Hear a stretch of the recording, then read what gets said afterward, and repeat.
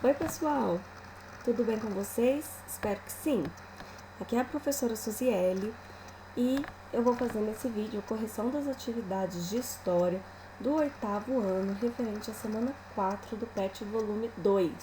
Então é a nossa última semana referente ao PET 2 e daqui a uns dias a gente já vai começar, vai dar início então ao PET volume 3. Então vamos lá? Bom, a semana 4, ela deu continuidade ao estudo de duas revoltas separatistas, revoltas que lutavam para separar suas regiões, ou então separar o Brasil, né, da metrópole, no caso então de Portugal. Essas duas revoltas separatistas foram já tratadas na semana 3 e continuaram então sendo abordadas agora na semana 4, que foram as conjurações mineira e conjuração baiana.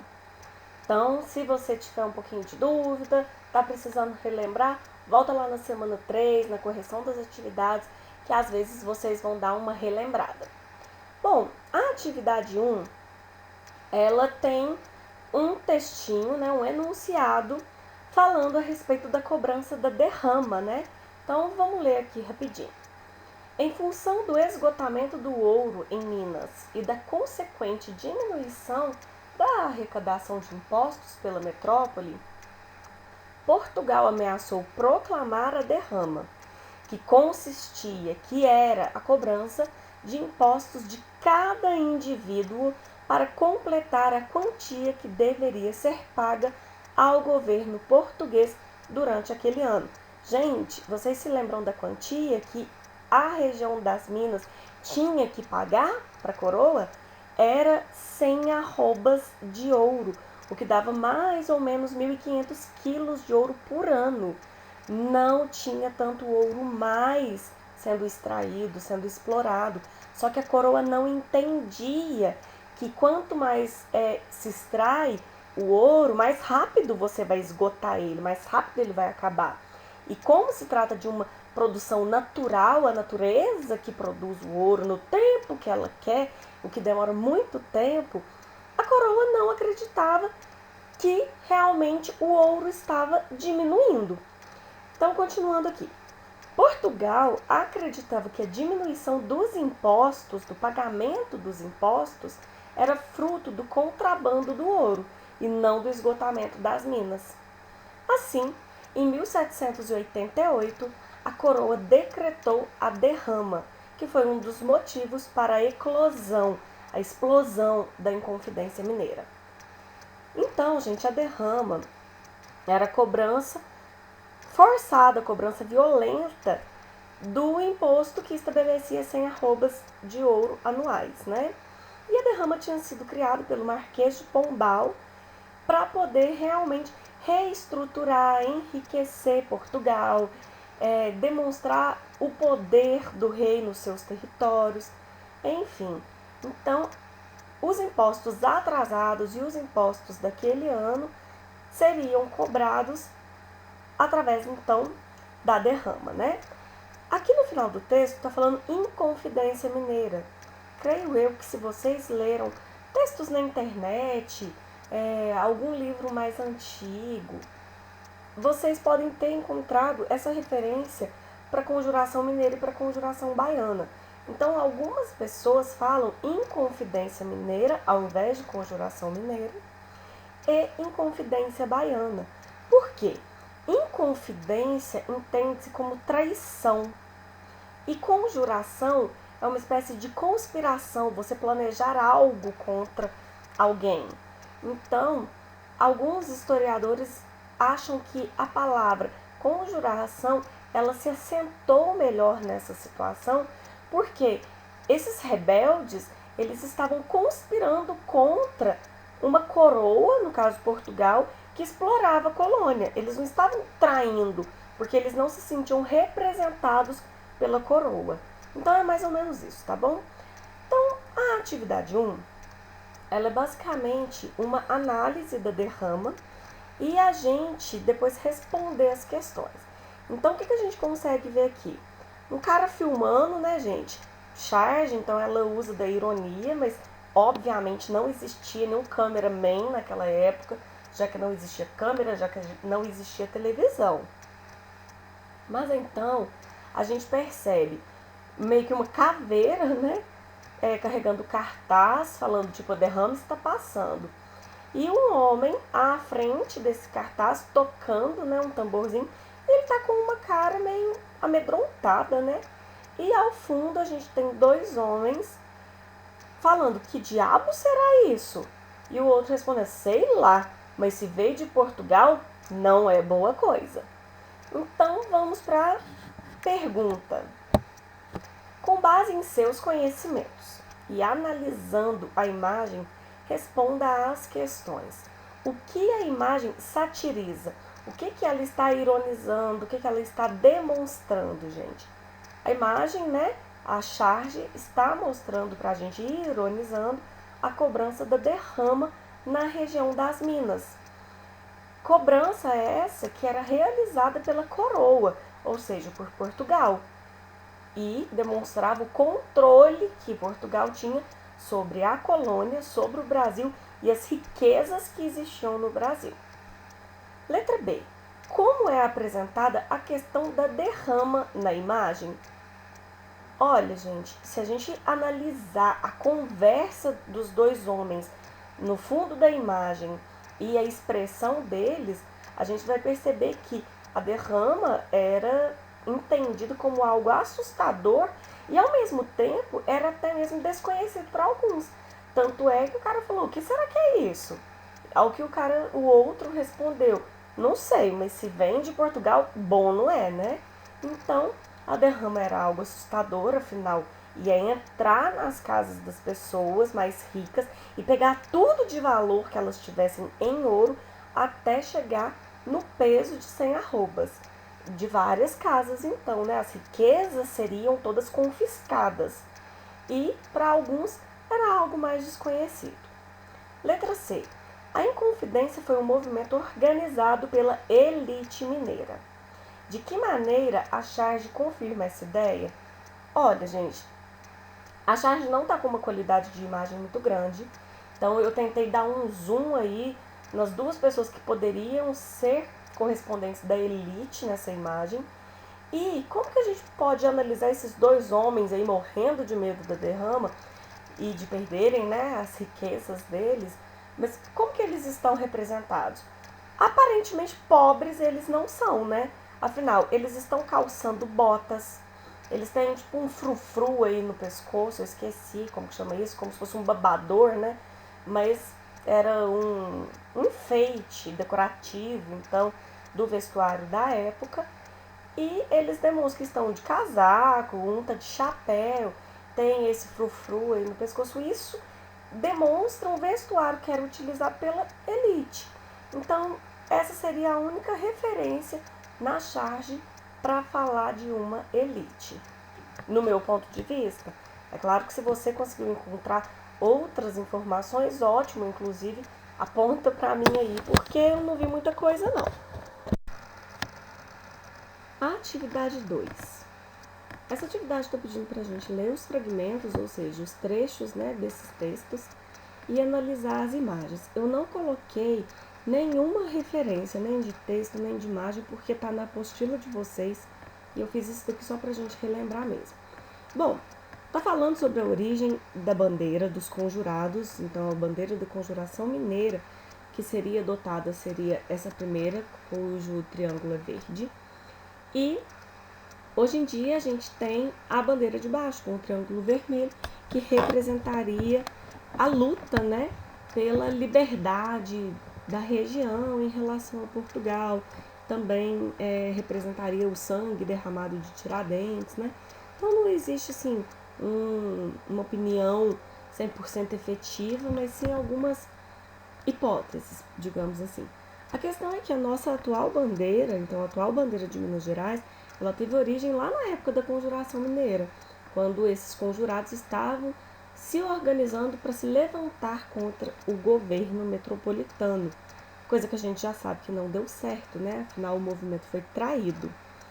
Enfim, aqui estão os textos falando sobre a bandeira. Vamos para as perguntas. Responda às questões. Letra A. Identifique semelhanças e diferenças entre as duas bandeiras. Semelhança, a mesma frase e o mesmo desenho. Diferença, a cor do triângulo. Eu vejo só isso. B. Tem aí um textinho sobre as frases que seriam colocadas e o final, no contexto da Inconfidência Mineira, de que maneira esse termo latino, libertas quae seratamen, traduzia os desejos do movimento? Bom, gente, olha a frase, liberdade ainda que tardia. Essa frase, ela demonstrava o desejo de liberdade da capitania das Minas Gerais. Então, essa capitania não queria continuar obedecendo às ordens de Portugal. Não queria continuar sob o domínio e o controle português.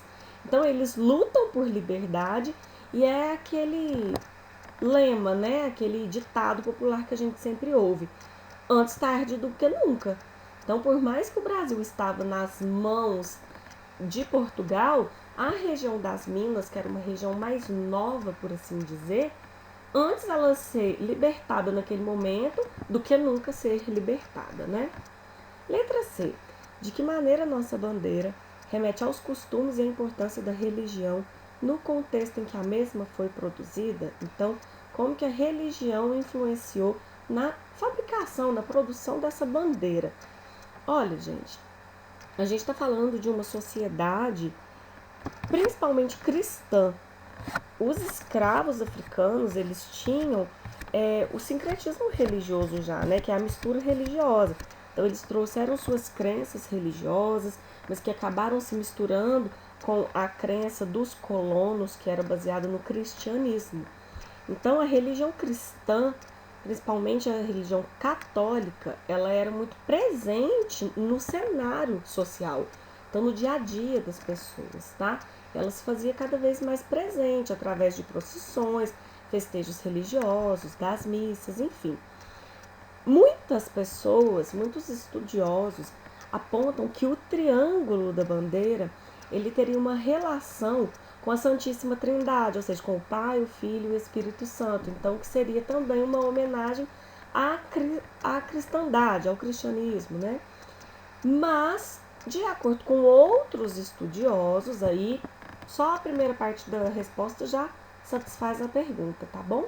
Mas, a título de curiosidade, eu trouxe para vocês aqui a informação de que alguns estudiosos falam que não tem nada a ver esse triângulo com a Santíssima Trindade e que esse triângulo seria uma referência aos 3 pontos defendidos na Revolução Francesa, que era o ideal de liberdade, igualdade e fraternidade.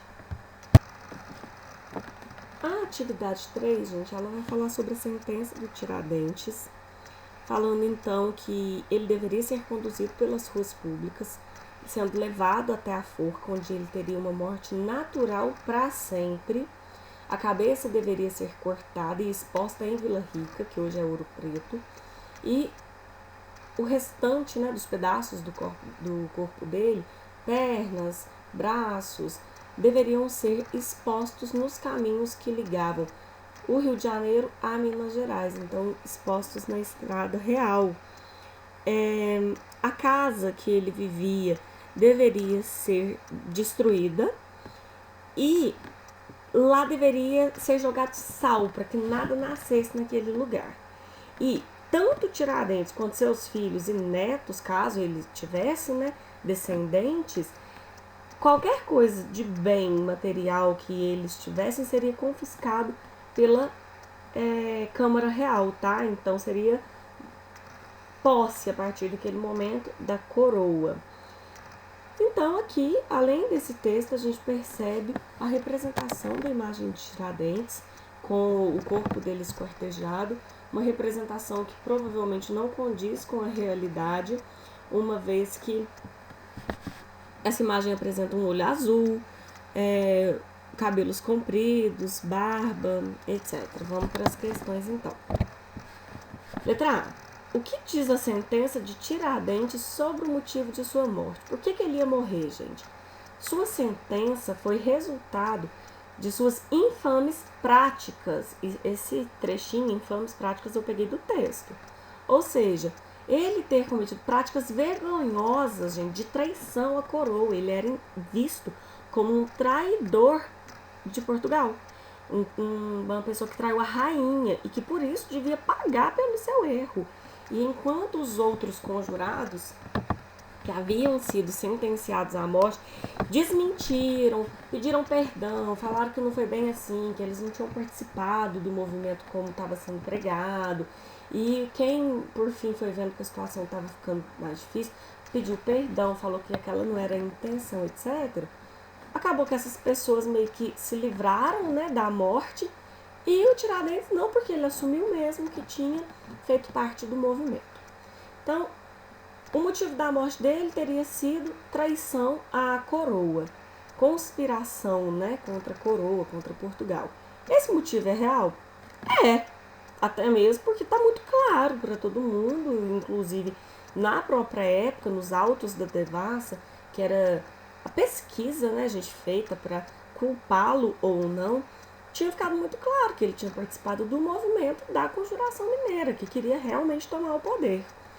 Em que parte da sentença podemos perceber uma contradição quanto ao motivo da morte do Inconfidente? Então, por que a morte dele parece pra gente algo contraditório, que não tá certo, que tem alguma coisa errada? Olha, gente, para nós atualmente é contraditório uma condenação à morte na forca e que ainda vai ser considerada uma morte natural. Pra gente, hoje em dia, uma morte natural é a pessoa morrer de causas naturais. Então, assim, acabou passando mal e faleceu. Ficou doente e morreu por causa da doença. Uma morte natural, digamos que esperada, né? Agora ali, como que a morte na forca, o cara vai ser enforcado, pode ser considerado uma morte natural. Mas aí é que entra. Essa contradição é pra gente hoje em dia, mas naquela época não era algo contraditório. Por quê? Naquela época, Portugal seguia o livro V das Ordenações Filipinas. E se Portugal segue esse livro para punição de crimes, consequentemente o Brasil também vai seguir esse livro, porque o Brasil pertence a Portugal naquele momento, naquele contexto. Nesse livro, a morte natural era caracterizada, era explicada como uma sentença de morte por enforcamento. Então, falava morte natural, era uma morte por enforcamento. Talvez era algo muito natural para eles, né? Pra gente que não é, graças a Deus. E lá, não falou só morte natural naquele textinho ali anterior. Falou morte natural para sempre. Ué, toda morte é para sempre, não é não? Mas aqui tem outro sentido nesse livro V. A morte natural para sempre corresponde que a pessoa vai ser enforcada e o corpo da pessoa vai ficar exposto até esse corpo desaparecer, até esse corpo apodrecer. Por isso, então, para sempre. Enquanto ele existir, ele vai estar lá, ok? Se deteriorando com as ações do tempo, com os bichos comendo, etc. Então, é isso. O que você observa na imagem? Boa. O corpo de Tiradentes esquartejado, estando separados braço, perna, tronco, cabeça, além da presença de um crucifixo na cena. A imagem do crucifixo e a própria representação de Tiradentes aproxima a imagem da morte dele da morte de Jesus. Olha aí a tentativa de aproximação a Tiradentes e Jesus. Qual é a intenção dessa aproximação? Criar uma imagem de Salvador para Tiradentes. O Tiradentes, a imagem de herói dele foi construída. Então, durante o período em que o Brasil teve rei, o Tiradentes era compreendido pelo governo como um bandido, como um traidor mesmo. Mas quando a República Brasileira foi proclamada, eles precisavam de novos heróis para poder criar um sentimento de identidade nacional, um sentimento de pertencimento nosso com o lugar que a gente vive, enfim, né? Então, o objetivo ao aproximar Tiradentes de Jesus era fazer com que Tiradentes também tivesse uma imagem de salvador, aquele que foi punido, que sofreu tanto porque estava defendendo o direito do seu povo, porque queria libertar o seu povo da exploração portuguesa. Então é basicamente isso, tá? O grande salvador naquele momento seria Tiradentes para o povo mineiro. Qual a finalidade da coroa em aplicar uma pena tão severa a Tiradentes? Por que Portugal quis enforcar ele em praça pública mostrando para todo mundo? Porque a coroa queria amedrontar as pessoas e mostrar o que acontecia com traidores, com pessoas que planejavam agir atacando a metrópole, atacando Portugal. Então, a coroa usou o medo e a demonstração de sua perversidade, da sua crueldade, para intimidar as pessoas que pensavam em fazer algo igual. Aqui estão algumas curiosidades, explicando o que seria, naquela época, morte simples, morte natural para sempre, essas duas últimas eu já falei, morte cruel, morte atroz, crime de lesa majestade. Depois eu acho que vocês podiam dar uma pausa aqui no vídeo, se tiverem interesse, ler o restante, fazer algumas anotações, tá? Mas eu trouxe só a título de curiosidade mesmo. Por fim, a atividade 4. Finalmente, essa atividade falou alguma coisa sobre a conjuração baiana, porque basicamente a gente falou só sobre conjuração mineira, né? Essa atividade pede basicamente para a gente analisar essa primeira imagem dos líderes da conjuração baiana e a imagem a seguir, que é dos líderes da conjuração mineira.